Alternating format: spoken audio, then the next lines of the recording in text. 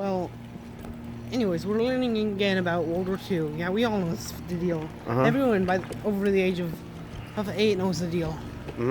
Really, that over the age of 8 knows everything they need to know. Hitler was quote unquote the bad guy.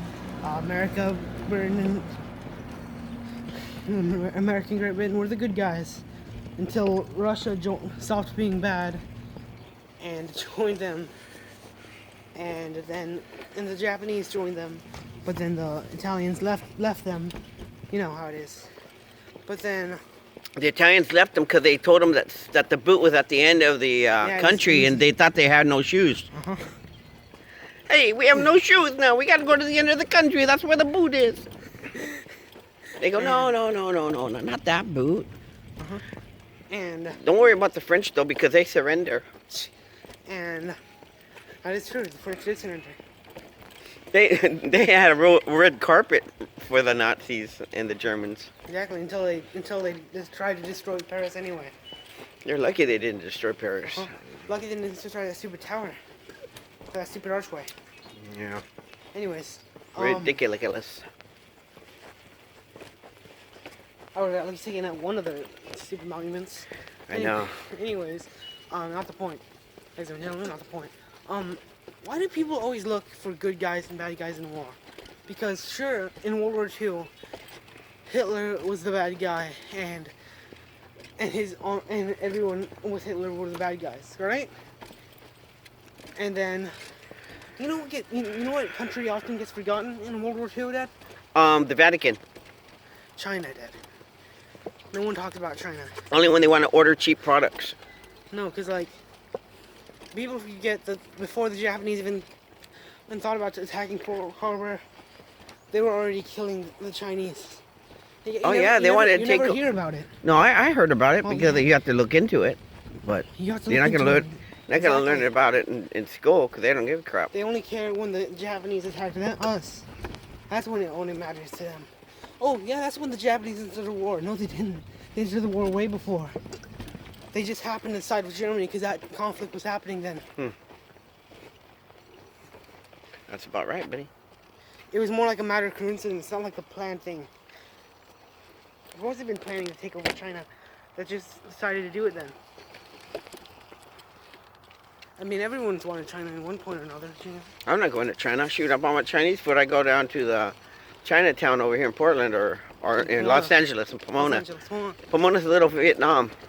Or I go to Santa Ana, I go to little big Vietnam, little big man Vietnam.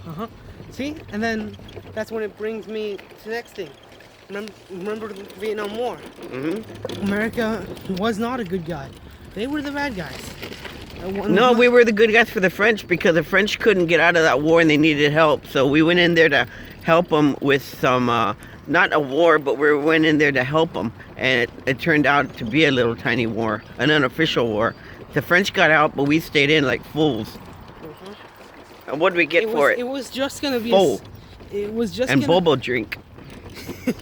It was just going to be a civil war.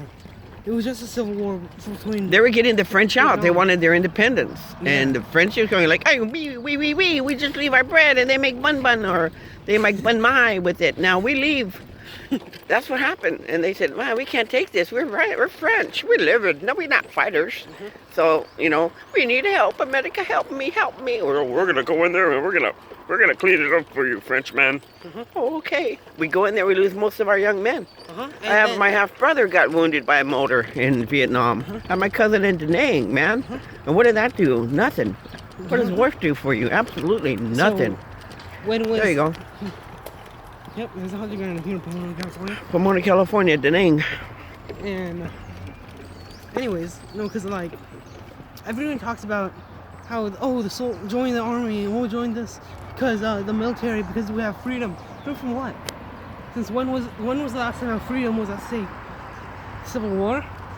There's a lot of countries that don't have a standing army. They seem to be okay. Take Sweden. Sweden don't even have, they hire people to take care of the Vatican. They have nothing to do. And then they wear those silly suits. Come on. Think about it. When was our actual freedom at stake? Like, the Vietnam War? No. We would have been fine if we didn't. We didn't go into Syria for a long time. It didn't affect us. Well, there's a lot of Christians in Syria. That's why we're in there trying to help curb ISIS. You know, we're getting the ISIS the hell out of there. But they're anything religious. United States gets out, they bail out because they're wimps. And yeah, I'm part of the American government, but I don't have a voice in it because I haven't voted for war or no war. I'm not a hawk. I'm a hawk.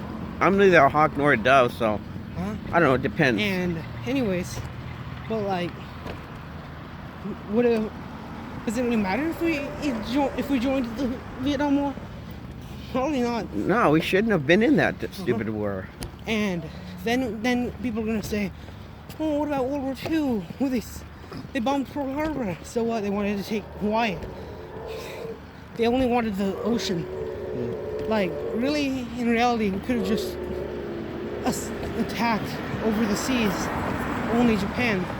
Sure, Germany would have given them like a couple planes, but if we never went to like the mainland, they would have never bothered us. I believe it. Our freedom was not at stake then. I believe it. Only Hawaii.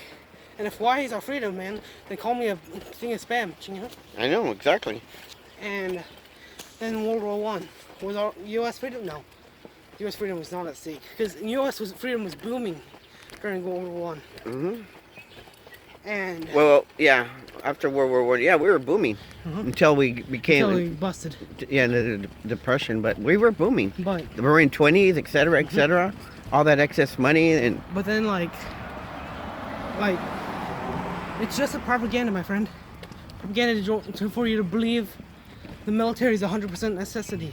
Yeah, they're going to get rid of the Marine Corps pretty soon. They're so small. They're going to combine them with the Navy.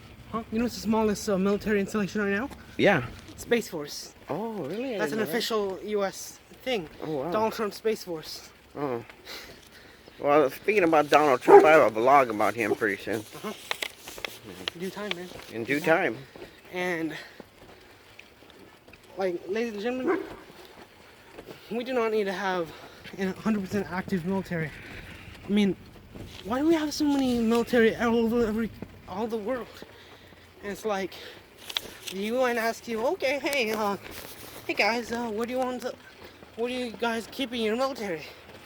What do we give them, a globe? And like, here, right? Right.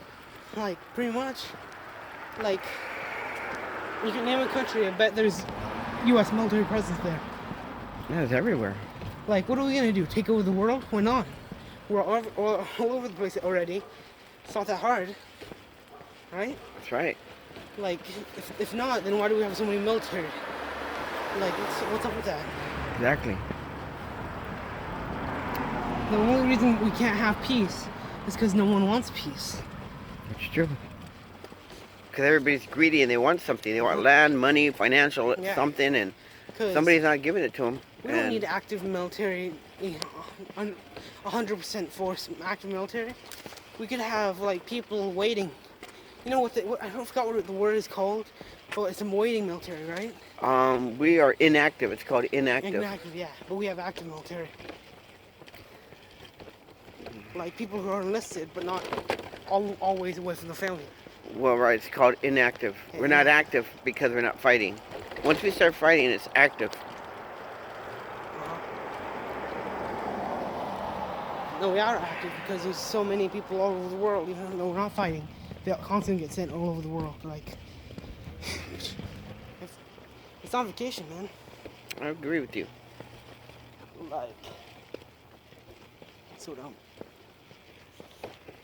If people don't want if people don't want the U.S. to have so many bad, like, thoughts about them, then, and yet we're sending our military presence everywhere, all over the world, how does that make them feel, man? Like, okay, they're just watching over us, I guess. Right. Like, what do we owe them? Right.